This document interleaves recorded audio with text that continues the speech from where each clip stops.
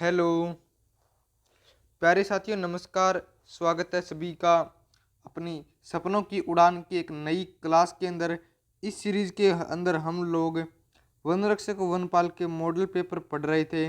Daily 50% महत्वपूर्ण प्रश्न मैं आप लोगों के सामने लेकर आ रहा था और आप लोग इन प्रश्नों को अच्छे से याद कर रहे थे। आज ये अपनी तीसरी क्लास है। कौन सी क्लास है ये? इस सीरीज की तीसरी क्लास है। इससे पहले 2 क्लासें हो चुकी। इस बच्चे ने वो 2 क्लास नहीं देखी है, पहले वो जाकर के वो दोनों क्लासें देख लेना। थोड़ी सी जानकारी दे दूं। अपना नया प्रगति बैच एलडीसी सीटी का नया बैच स्टार्ट हो गया। Official GS planet official application के ऊपर और यूट्यूब पे भी क्लासें चल रही है। 399 रुपये इसकी फीस रखी गई है। कोर्स लेना हो वो बच्चा इस नंबर पर मैसेज कर सकता है। ये अपने टीम के नंबर हैं, ठीक है ना। इन नंबरों पे आप मैसेज करके कोर्स को परचेज कर सकते हो या डायरेक्ट ऐप डाउनलोड करके परचेज कर सकते हो। ये आपका किसके लिए? ग्रेजुएशन वाले बच्चों के लिए ये कोर्स है। ऊपर वाला 12th वालों के लिए था।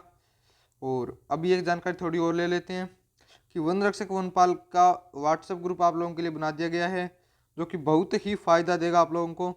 बहुत ज़्यादा फ़ायदा देगा किसके लिए?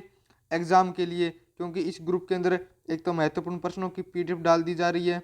डेली के डेली प्रश्न डाल रहे हैं ताकि बच्चे उतने प्रश्न पढ़ पाएँ। और क्या कर रहे हैं हम लोग, इसके अंदर सभी पिछले सालों के पेपर को अच्छे तरीके से पीडीएफ को टाइपिंग करवा के और इसके अंदर डाले जा रहे हैं और बच्चे पढ़ते जा रहे हैं। तो जो बच्चे इस ग्रुप की सीरीज से नहीं जुड़े हैं, जुड़ जाना। इस ग्रुप के अंदर आपको सभी जानकारी की, कब एडमिट कार्ड जारी होंगे, कब कहाँ सेंटर आएगा, सब कुछ, पिछले सालों के पेपर की पीडीएफ, महत्वपूर्ण प्रश्न की पीडीएफ और मॉडल पेपर की पीडीएफ फ्री दी जा रही है। फ्री ऑफ कॉस्ट आप लोगों को दी जा रही है। और सर गाइडलाइन भी करते हैं। किसी को डाउट है कि कैसे एग्जाम क्लियर होगा तो इन नंबरों पे कॉल करके आप सारी जानकारी ले सकते हो। और ठीक है ना, तो इन नंबरों पे मैसेज कर देना और ग्रुप में जुड़ना ना भूलें। जल्दी से ग्रुप को ज्वाइन कर लो।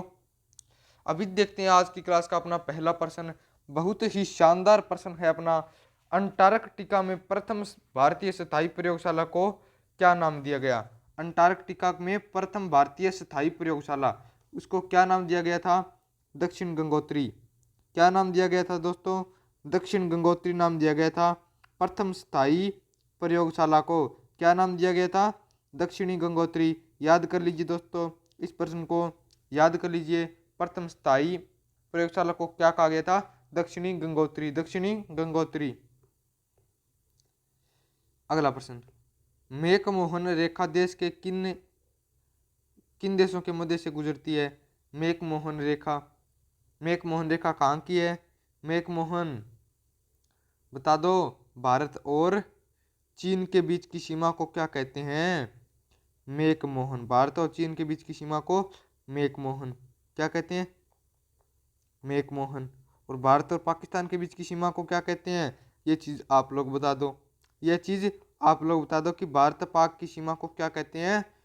क्या कहते हैं? Red Cliff. क्या कहते हैं? रेड क्लिफ, है ना।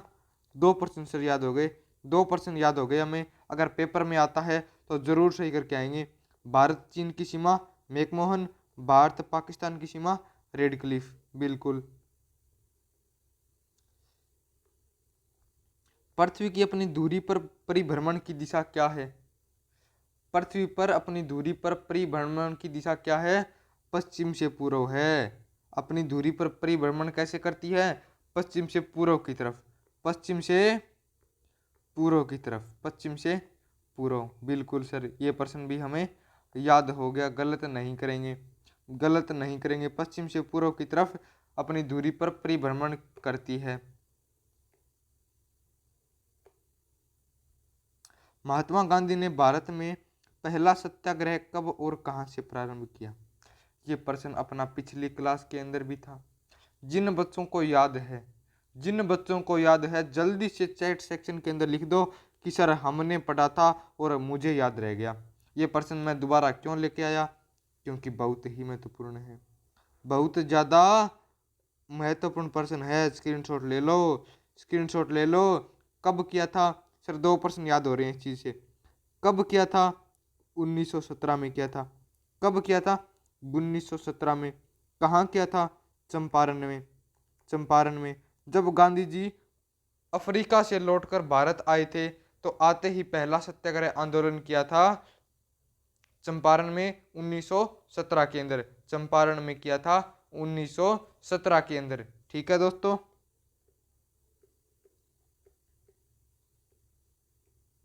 बंगाल का विभाजन किसने किया? बंगाल का विभाजन किसने करवाया था? बंगाल का विभाजन करवाने वाला कौन था? कौन ऐसा आदमी था जिसने बंगाल का विभाजन किया था, बंगाल को अलग अलग भागों में बांटा था? Lord Curzon. लॉर्ड कर्जन थे। कौन था? Lord Curzon. लॉर्ड कर्जन थे जिन्होंने बंगाल को दो भागों में बांटा था, है ना। ये प्रश्न भी सर याद हो गया। साइमन कमीशन भारत में कौन से वर्ष में आया था? कौन? साइमन कमीशन ये कौन लेके आए थे? अंग्रेज लेके आए थे। कौन लेके आए थे? अंग्रेज लोग लेके आए थे। साइमन कमीशन भारत में कब आया था? 1928 में। 1928 के अंदर साइमन कमीशन भारत आया था। 1928 के अंदर। ठीक है दोस्तों, बिल्कुल याद हो जाएगा या पहले से याद था? जिन जिन को याद था जल्दी से बता दो कि सर हमें पहले से ये प्रश्न याद था।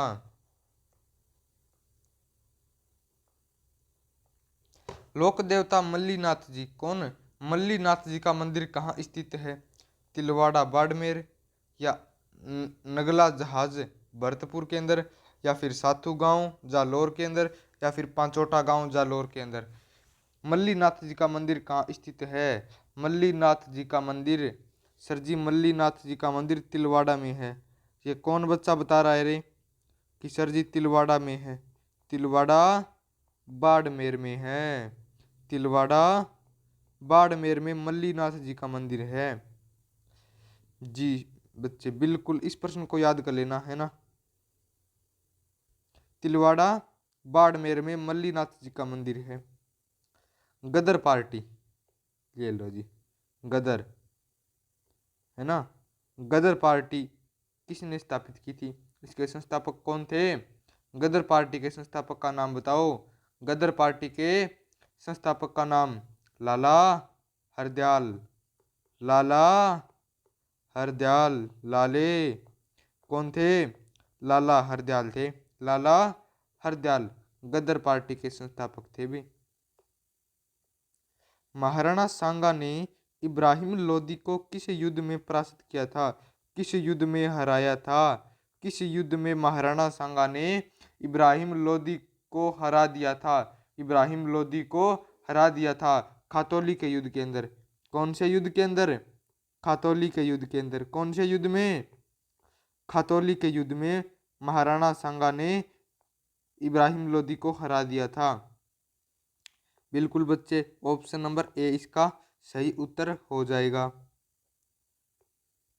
राजस्थान का प्रमुख जातीय लोक नृत्य गैर लोक नृत्य किससे संबंधित है? गैर लोक नृत्य भीलों से है। गैर लोक नृत्य किससे है? गैर भीलों से। गैर लोक नृत्य भीलों से। गैर खेलते हैं ना,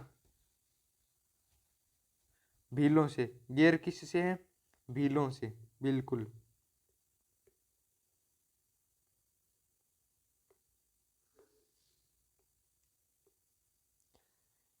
किशनगढ़ शैली का प्रसिद्ध चित्रकार कौन था? किशनगढ़ शैली देखिए किसी ने? किशनगढ़ शैली, किशनगढ़ शैली के चित्रकार कौन थे? बताओ बताओ बताओ बताओ रे, बताओ बताओ।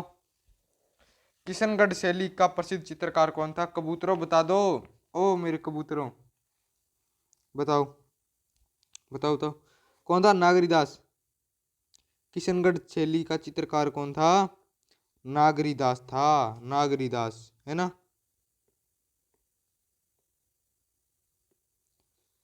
मुंह से बजाया जाने वाला वाद्य कौन सा है?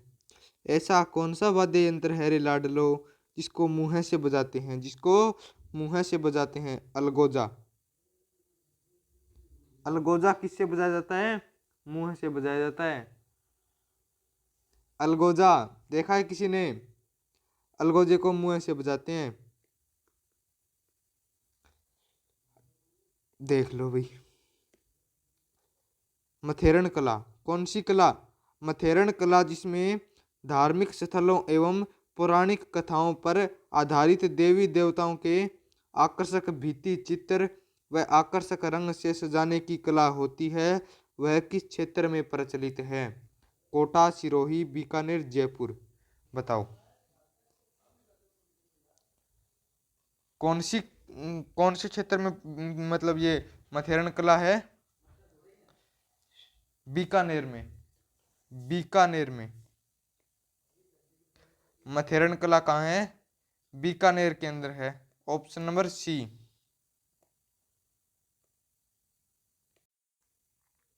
तो दोस्तों मथेरना कला कहाँ की है? मथेरना कला अपनी बीकानेर की। कहाँ की? बीकानेर की। ये प्रश्न हम लोग पढ़ चुके, ठीक है ना। अगला प्रश्न देखो, किस राज्य में बंजारे पाए जाते हैं? कौन सा ऐसा राज्य है जहाँ बंजारे जनजाति यानी बंजारे जाति पाई जाती है? कौन से राज्य में? राजस्थान में पाई जाती है, हाँ जी बिल्कुल। उत्तर प्रदेश में भी पाई जाती है, पंजाब में भी बंजारे हैं, यानी कि तीनों राज्यों के अंदर बंजारे हैं। उपरोक्त सभी में बंजारे पाए जाते हैं। याद रखना, जो प्रश्न मैं पढ़ा रहा हूं ना, उन प्रश्न को भूल मत जाना, है ना। प्रश्न को भूल मत जाना सजन रे, भूल मत जाना। धामन, करड़, अंजन क्या है तीनों? राजस्थान के भेड़ की नस्लें हैं? नहीं जी। अरंडी के बीज की किस्में? बिल्कुल नहीं। राजस्थान में घास की किरण किस्म है? करड़, है ना। ये सब क्या है? राजस्थान की घास की किस्में हैं। जी सर बिल्कुल, ऑप्शन नंबर सी अपना सही हो जाएगा। घास की किस्म है। किसकी? घास की। ये लो अपना बढ़िया वाला प्रश्न आ गया सर जी, बढ़िया वाला प्रश्न है ना। बढ़िया वाला प्रश्न आ गया कि किसी संख्या में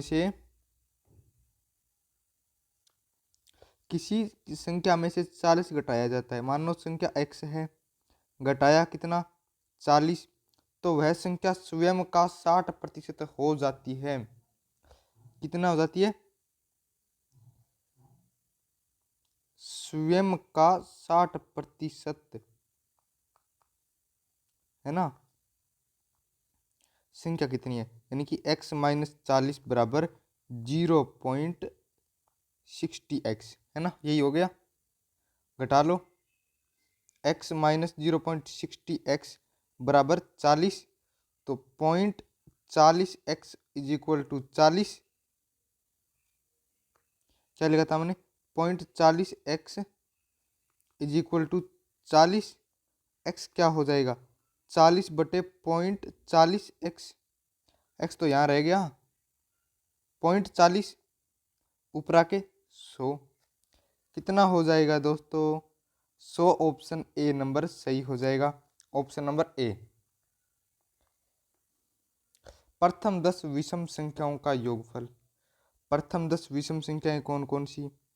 1, फिर 3, फिर 5, फिर 7, फिर 9, 11, 13, 15, 17 और ये होगी 19।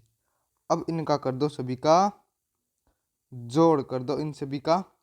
अब इन सभी का जोड़ कर दो, या प्रथम n विषम संख्याओं का योगफल कितना होता है? n square. कितना होता है? n स्क्वायर, यानी कि 10 विषम संख्याएं हैं, 10 का स्क्वायर 100। या फिर इनको सीधा जोड़ लो, सूत्र याद नहीं है तो सीधा जोड़ दो, टोटल 100। इसका आंसर ऑप्शन नंबर ए आ जाएगा। ठीक है जी। अगला प्रश्न देखो, ये मैथ के बड़े आसान प्रश्न है, बिल्कुल गजब वाले प्रश्न।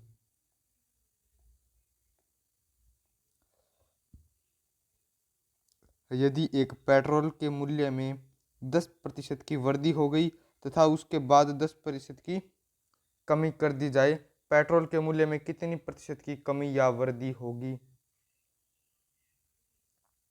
है ना। बताओ।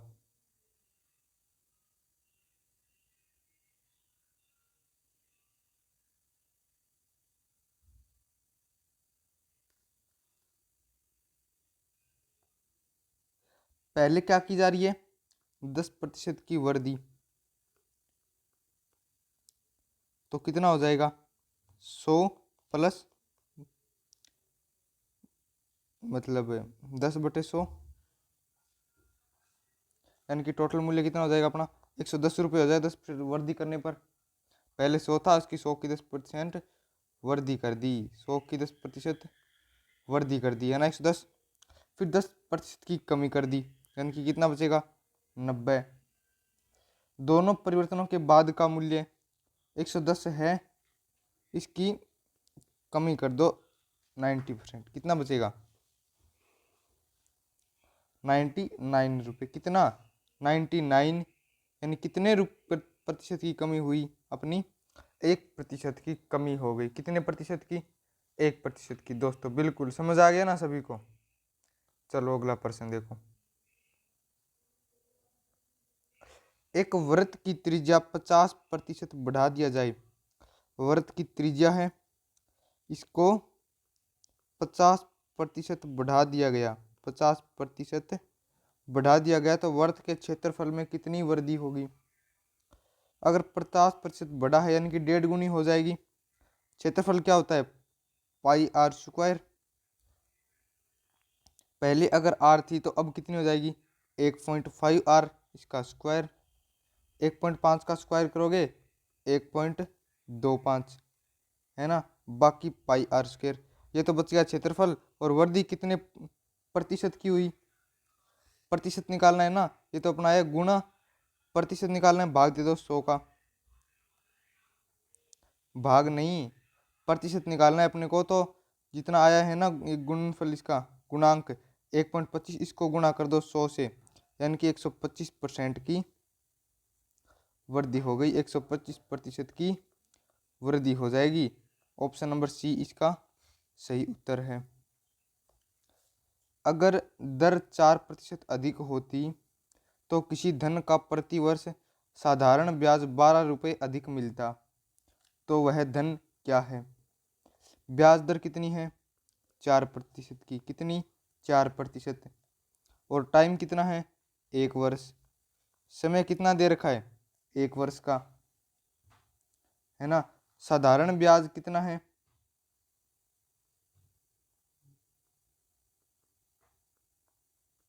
कितना है 12 रुपये, कितना 12 रुपये। तो क्या करेंगे 12 × 100 बटे में कितना प्रतिशत, दर कितनी है 4, 1 × 4 कर दिया, 4 × 12, 3 को 100 से गुणा करेंगे 300। ठीक है, इसका सही उत्तर कौन सा हो जाएगा, option number D.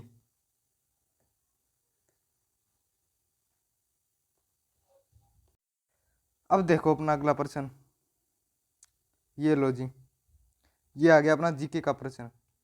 Cryogenic engine का इस्तेमाल कहाँ होता है, परमाणु भट्टी में, या फिर तीव्र रेल इंजन के रूप में, या बोइंग में, या फिर स्पेस शटल में।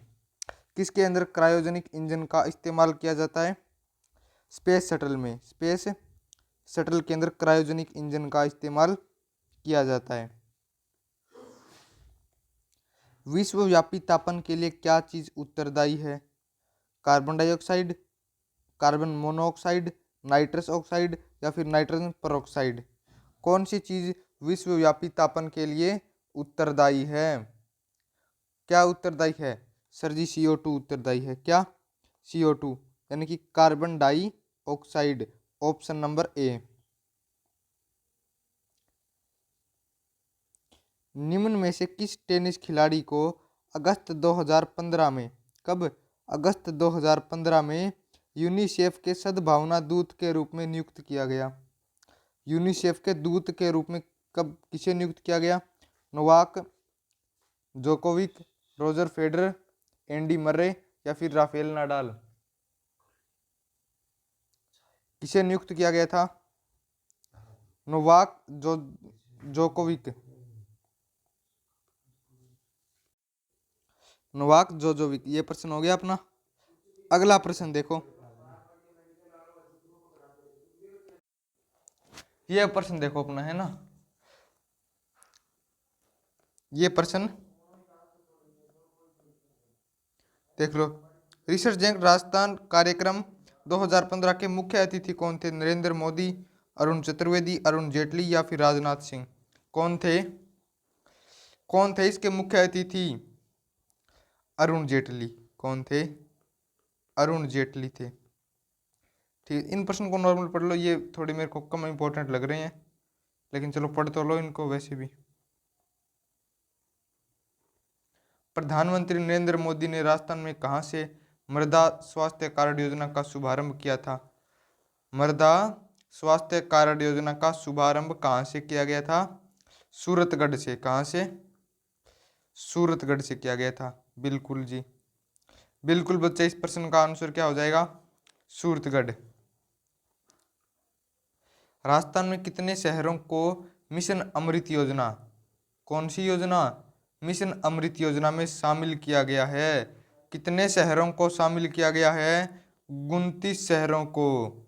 29 शहरों को मिशन अमृत योजना में शामिल किया गया है। मिशन अमृत योजना जो थी ना, उसके अंदर टोटल 29 शहरों को शामिल किया गया। यह प्रश्न देखो। 12 अप्रैल 2015 को केंद्रीय वन, पर्यावरण एवं जलवायु परिवहन मंत्री प्रकाश जावड़ेकर ने राज्य के पहले बायोलॉजिकल पार्क लोकार्पण कहाँ किया? सज्जनगढ़, उदयपुर, सम, जैसलमेर, भिवाड़ी, अलवर या फिर जयपुर में? कहाँ किया था?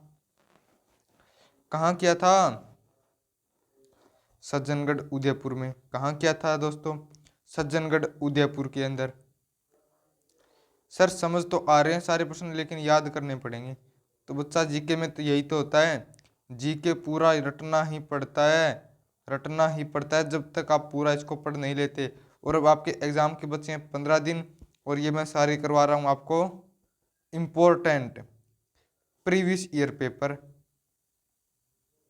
जो इस अल पेपर में सेम प्रश्न छपेंगे, तो रटना ही पड़ेगा। अगर सिलेक्शन लेना है तो प्रश्न तो रटने ही पड़ेंगे। जीके में और कोई चारा नहीं है। रीजनिंग में आपको पढ़ा रहा हूँ, अच्छे समझा रहा हूँ, गणित में आपको समझा रहा हूँ, लेकिन जीके में कुछ नहीं कर सकता भाई, हैं? जीके में तो आप लोगों को क्लास के साथ साथ पढ़ना ही पड़ेगा। स्वच्छ भारत मिशन के तहत प्रदेश के किस शहर को सफाई की दृष्टि से सर्वोत्तम शहर का पुरस्कार दिया गया? जयपुर, जोधपुर, उदयपुर या फिर कोटा? चार आपके पास ऑप्शन दे रखे हैं, सही उत्तर कौन सा होगा? जोधपुर जिले को स्वच्छता की दृष्टि से सर्वोत्तम जो शहर है उसका पुरस्कार दिया गया।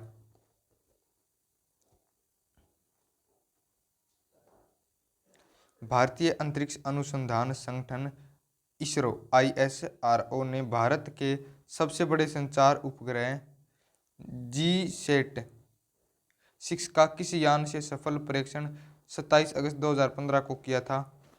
प्रश्न को फटाफट पढ़ दो इनको, है ना। GSLV-D6 से, GSLV-D6 से। ठीक है बच्चे। पहल योजना का संबंध, पहल परियोजना का संबंध किससे है? पहल परियोजना का संबंध किससे है? प्रतिभूमि विकास योजना, प्रतिभूमि विकास योजना से। किससे है? प्रतिभूमि विकास योजना से। चंद्रमा से देखने पर आकाश कैसा दिखाई देता है? अगर चंद्रमा पे जाकर हम लोग आसमान को देखते हैं तो हमें आसमान कैसा दिखाई देता है? बिल्कुल काला, काला। कैसा? तो अब आप लोग कहोगे सर कि पृथ्वी से देखने पर ये नीला क्यों दिखाई देता है? क्योंकि दोस्तों पृथ्वी के बाहर एक वायुमंडल की परत है, पृथ्वी के बाहर हवाएं हैं, वायु है पूरी, एक गोल घेरे के रूप में वायु पाई जाती है, लेकिन चंद्रमा पे वायु नहीं है, चंद्रमा पे वायु नहीं है, इसके कारण वहां पे कैसा दिखाई देता है? काला। CITES किससे संबंधित है? CITES किससे संबंधित है? बता दो भी बच्चे, फटाफट बता दो। किससे है? रक्षा मंत्रालय से। किससे है? रक्षा मंत्रालय से। समझ आया? समझ आया के? समझ आया के? आ गया है ना। चित्तौड़गढ़ की किस रानी ने बादशाह हुमायूं से मदद मांगी थी? बादशाह हुमायूं से कौन सी रानी ने मदद मांगी थी? ऐसी कौन सी रानी को नौबत आ गई थी कि राजा से मदद मांगनी पड़ी? रानी कर्णावती ने। रानी कर्णावती ने बादशाह हुमायूं से मदद मांगी थी। मदद मांगी थी। याद कर लो, याद कर लो। दीनदयाल उपाध्याय ग्रामीण कौशल योजना के तहत देश का पहला केंद्र कहाँ स्थापित किया गया? कहाँ प्रारंभ किया गया? बताओ। जयपुर, उदयपुर, जोधपुर या फिर कोटा? कहाँ प्रारंभ किया गया था? उदयपुर के अंदर। कहाँ? उदयपुर के अंदर। जी बिल्कुल। कहाँ? उदयपुर के अंदर। अंतर्राष्ट्रीय जैव विविधता दिवस का आयोजन कब किया जाता है? अंतर्राष्ट्रीय जैव विविधता दिवस का आयोजन कब किया जाता है? 22 मई को। 22 मई को। 22 मई को किया जाता है।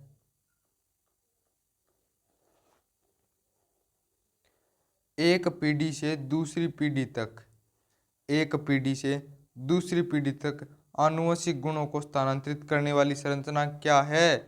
क्या है? गुणसूत्र से भी स्थानांतरित होता है, अनुसूत्र डीएनए से भी होता है और जीनस से भी, यानी कि तीनों से, उपरोक्त सभी से स्थापित हो, सभी से ये एक पीढ़ी से दूसरी पीढ़ी में स्थानांतरित होते हैं।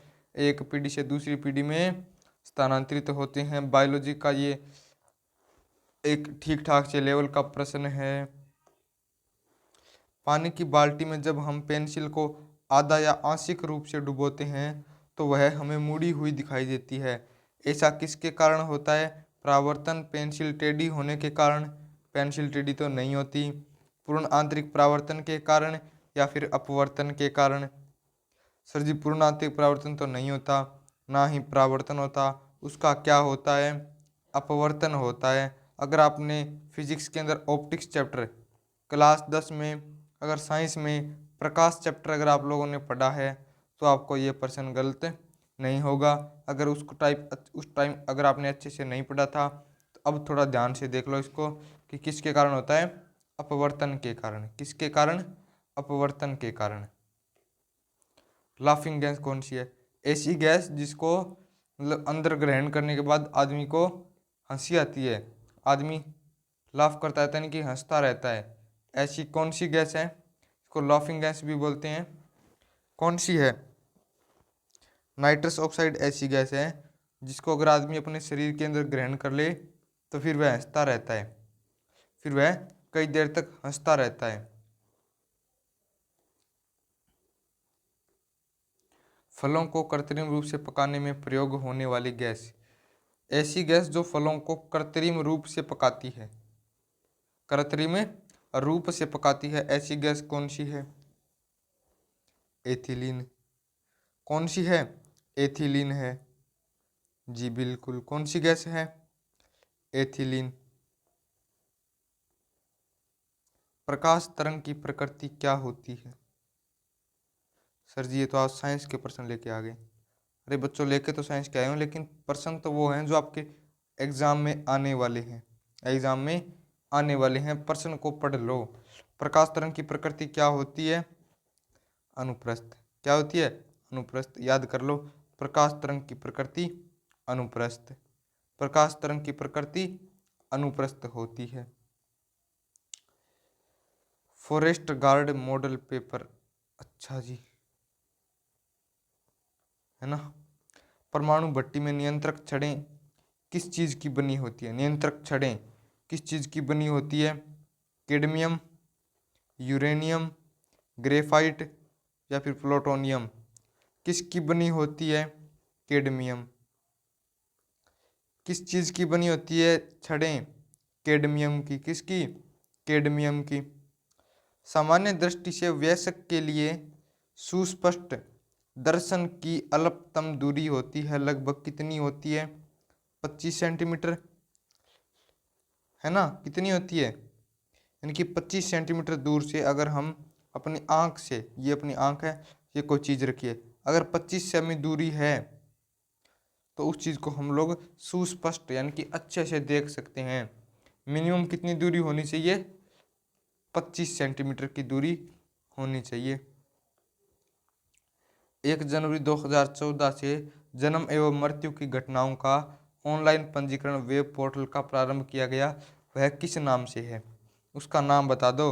उसका नाम है पहचान। क्या नाम है उस वेब पोर्टल का? पहचान।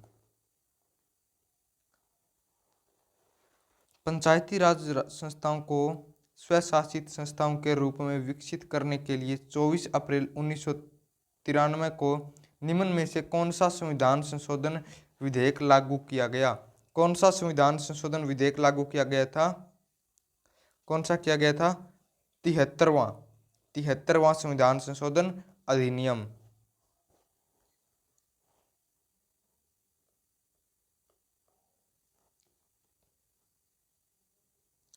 मजे वाला प्रश्न आ गया।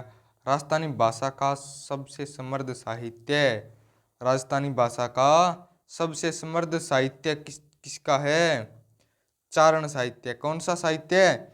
चारण साहित्य राजस्थान का सबसे समृद्ध साहित्य है, जो कि राजस्थानी भाषा में है। इसकी भाषा कौन सी है?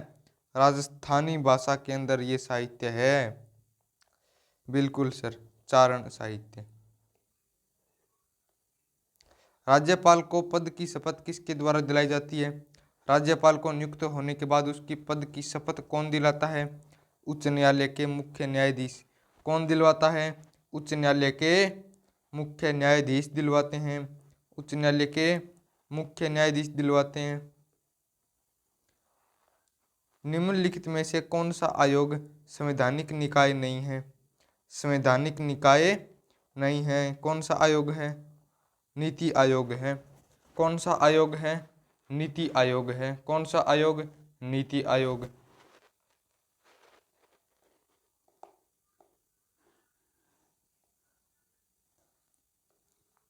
राजस्थान किस खनिज के उत्पादन में प्रथम स्थान पर है? कैल्साइट, फास्फोराइट, लिग्नाइट और बॉक्साइट। चार आपके पास ऑप्शन दे रखे हैं। 48वें प्रश्न का फटाफट आंसर दे दो। फटाफट आंसर लिख दो चैट सेक्शन के अंदर कि सर जी कौन सा ऐसा है जो खनिज राजस्थान में प्रथम स्थान पर है? बॉक्साइट। कौन सा खनिज है बच्चों? Bauxite. Bauxite. Option number D अपना सही हो जाएगा। Option number D. बिल्कुल। Yellow, yellow. बोथिया बाड़मेर के पास वर्ष 2004 में विजया और भाग्यम निम्न में से किस भंडार को दिया गया? अरे विक्सा और विजया और भाग्यम, विजया और भाग्यम किस भंडार को दिया गया? कौन से भंडार को दिया गया था? लिग्नाइट, मैग्नीज, तेल या फिर सीसा? अरे तेल को। किसको? तेल को दिया गया था। किसको दिया गया था? तेल को। मंगला भाग्यम किस चीज का है? तेल का।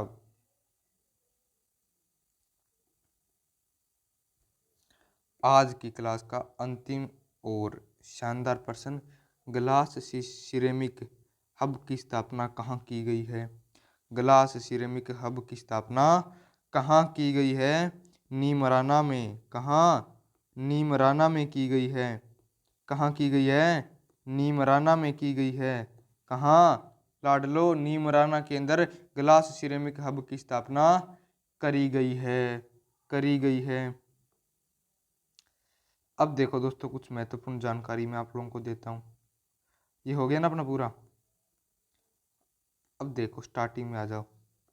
आज अपना तीसरा मॉडल पेपर सपनों की उड़ान की एक तीसरी जो सीरीज थी वो अपनी पूरी हो चुकी है। वनरक्षक वनपाल की हम लोग तैयारी कर रहे हैं, है ना? महत्वपूर्ण प्रश्न पढ़ रहे थे और ये जानकारी मैं आप लोगों को देना चाहता हूँ कि अपना नया बैच जो है अपना शुरू हो गया है। राजस्थान सीईटी एलडीसी का प्रगति बैच है। 12th पास स्टूडेंट्स के लिए है। 399 रुपये इसकी फ़ीस रखी गई है। कंप्लीट क्लासें लगवाएंगे, 5 model paper, class notes, MCQ, PDF, doubt session. ये सभी चीज़ें ओनली लिखी गई नहीं है, ये आपको मिलेगी, है ना। लोगों की तरह झूठी नहीं लिख रखी। ये जो लिख रखा है वो करके दिखाएंगे, कि जो कहा है वो करके दिखाएंगे। ये अपने 2 नंबर हैं, ठीक है ना। इन नंबर पे संपर्क करके आप कोर्स को परचेज कर सकते हो। वैसे सीधे अपनी GS प्लेनेट ऑफिशियल कौन सी ऐप है, GS प्लेनेट ऑफिशियल ऐप को डाउनलोड करके आप ये वाली चीज़ कर सकते हो। और ये अपना ग्रेजुएशन बेस कोर्स है, वो 12th वालों के लिए था, ये ग्रेजुएशन वाले बच्चों के लिए है। अब महत्वपूर्ण जानकारी कि दोस्तों वनरक्षक वनपाल के स्टूडेंट्स के लिए एक व्हाट्सएप ग्रुप बनाया गया है। उसके अंदर हम लोग क्या कर रहे हैं, डेली महत्वपूर्ण प्रश्न की PDF, मॉडल पेपर, सब पिछले सालों के पेपर और सभी जानकारी जो आती है कि कब एडमिट कार्ड जारी होंगे, कब क्या होगा, कब एग्ज़ाम होगा, सब कुछ जानकारी दे रहे हैं। और एक एक बच्चे को पर्सनली कॉल करके उनसे जानकारी ले रहे हैं कि कितना पढ़ा, क्या पढ़ा, अब कैसे पढ़ना चाहिए, सिलेक्शन कैसे होगा। ये सब जानकारी अगर आप भी जुड़ना चाहते हो इस पहल से, तो अपने व्हाट्सएप नंबर आप लोगों को दे रखे हैं, ये 2 व्हाट्सएप नंबर हैं, है ना। इन पे व्हाट्सएप मैसेज करके आप लोग ये कह सकते हो कि सर मैं वनपाल वनरक्षक का स्टूडेंट हूँ और मेरे को भी व्हाट्सएप ग्रुप में ऐड कर दो। आप लोगों को तुरंत उस ग्रुप में ऐड कर दिया जाएगा। और दोस्तों वीडियो देखने के लिए धन्यवाद। आपके दोस्तों के साथ इस पहल को ज़रूर शेयर करना ताकि वो भी इससे जुड़ पाएँ और अपनी तैयारी को बढ़िया तरीके से कर पाएँ। तो आज की वीडियो को यहीं ख़त्म करता हूँ। जय हिंद, जय भारत।